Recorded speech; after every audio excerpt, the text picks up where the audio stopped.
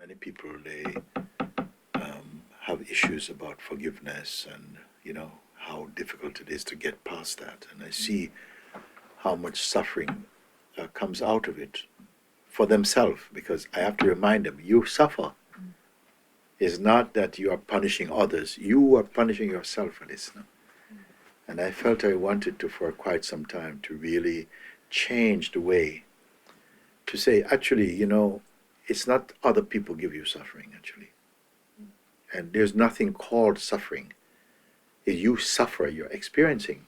I remember one thing that I've shared before in satsang was one satsang that took place in India at the feet of Sri Nisargadatta Maharaj, when one of the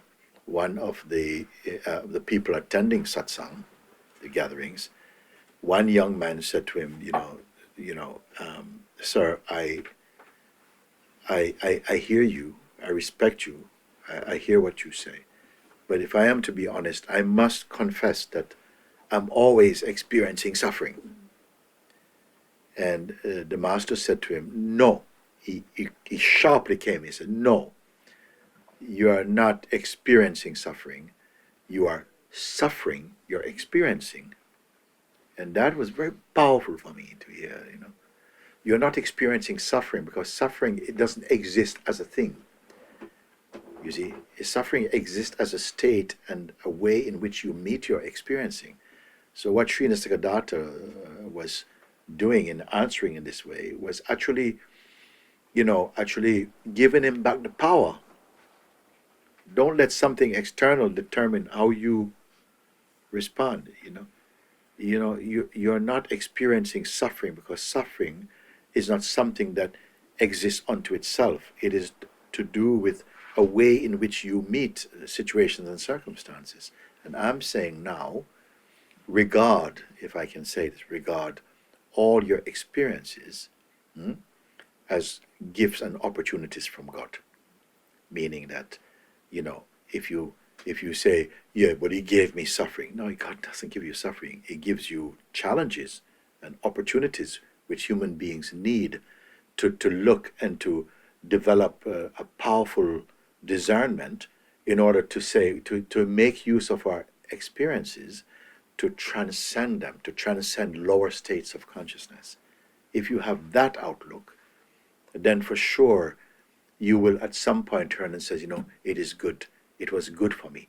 How many times, if you can throw your mind back a little bit and look and see how often an experience that was sour, bitter, acidic in the moment, even though you didn't do much about it, that later you saw that it brought a change in your life, that your life needed, but at that time you could not see, you could not evaluate the potential, the possibilities out of it.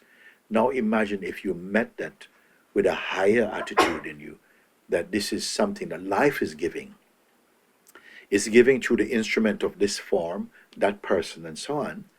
But actually the experience is actually tailor-made for my life, to make use of it, to transcend and to go beyond limited states of outlook and conditioning and identity. If you take that higher view, you will see that, wait a second, you will waste no time just complaining and being a victim.